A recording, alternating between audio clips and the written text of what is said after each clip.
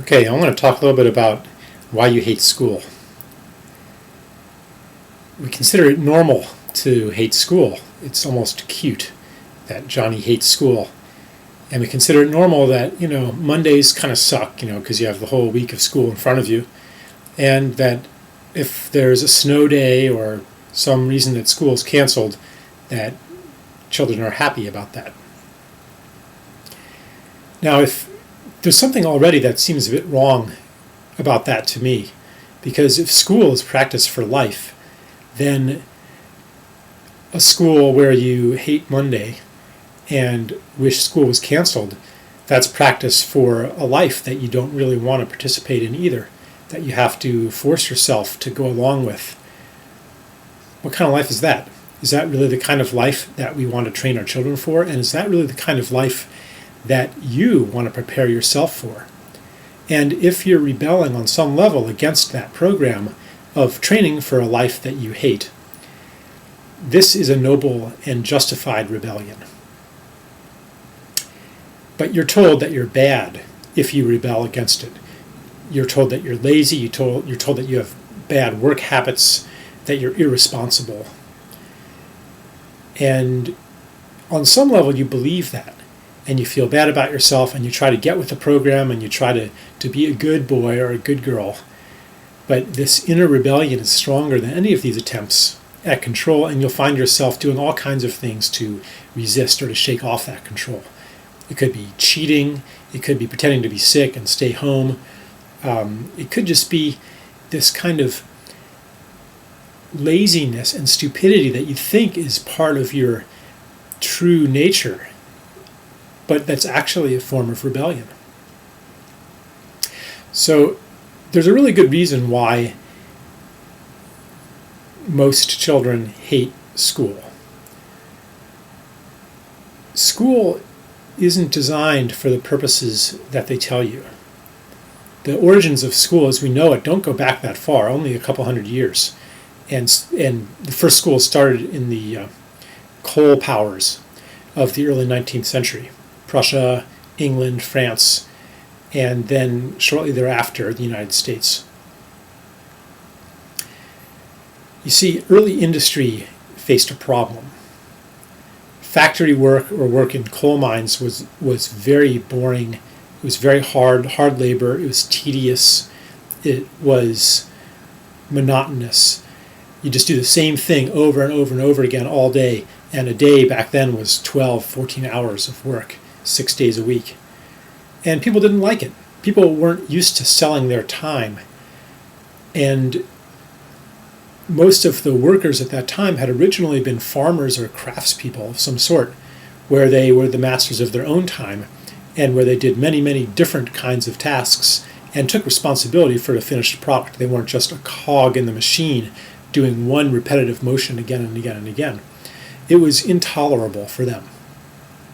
And they didn't put up with it.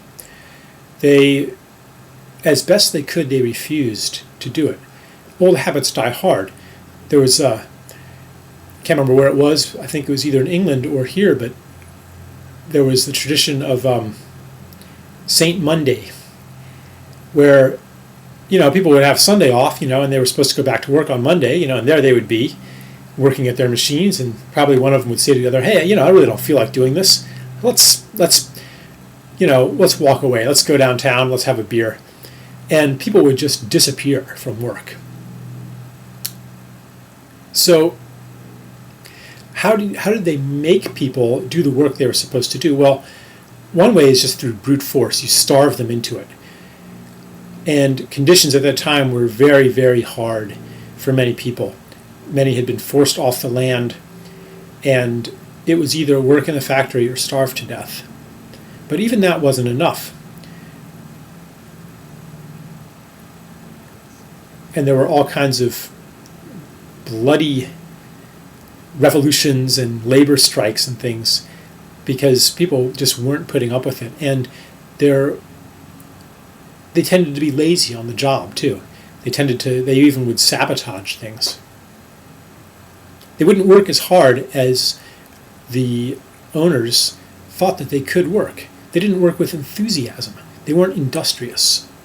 And so around this time, among the favorite topics of the intellectuals of the day was how can we induce good work habits and industriousness among the workers. The more compassionate people of the time, they were horrified at the violence against workers, at the starvation wages, and they said, wouldn't it be nice if there were some more humane way to create docile, obedient workers? Wouldn't it be nice if we could train them from childhood to put up with this kind of work, to accept and be happy with work that is dull, tedious, boring, unchallenging? If they were happy with it, then we wouldn't have all these problems. And so they invented school. Let me read you a little bit from my book.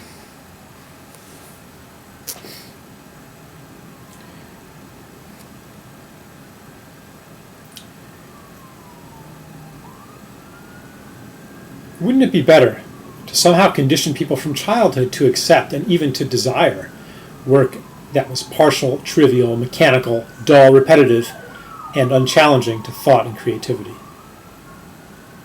Is this description already reminding you of school, where learning arises not from curiosity, but from authority's agenda, where achievement is adjudged by external standards, where human beings, like so many objects, are numbered, classified, and graded?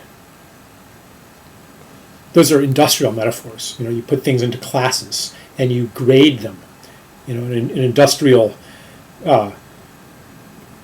machine that sorts rock or gravel or sand, it grades them into different sizes, creates different grades of things. And they thought, well, we can do that to human beings too, because some human beings are meant for higher pursuits of the mind, and some of them are just fodder for labor, for the machine.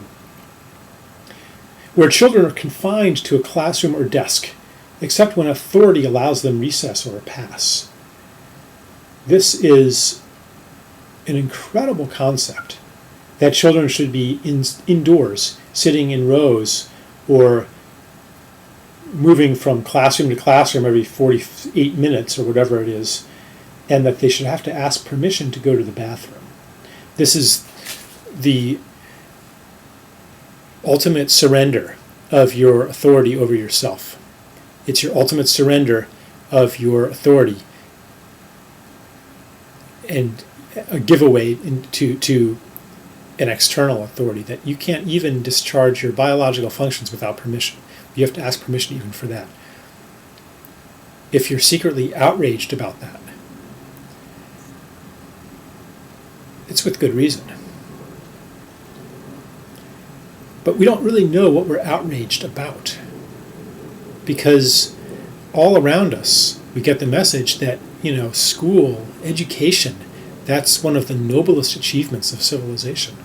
And if you resist it, if you don't like it, then there's something wrong with you. Maybe you're a little stupid, maybe you're irresponsible, maybe you just don't have what it takes. You're undisciplined. Well, what if this secret rebellion and resentment is based on something valid? And that it's not that you're wrong, bad, lazy, irresponsible. It's that there's something wrong with the world that has been offered to you as normal and good. One way of putting it, maybe you're right and the whole world is wrong. And my purpose here is to tell you that at least there's one adult who believes that the world, at least this part of it, that has been offered you is wrong, and that children should not be corralled into classrooms and taught things that they really know on some level are not important.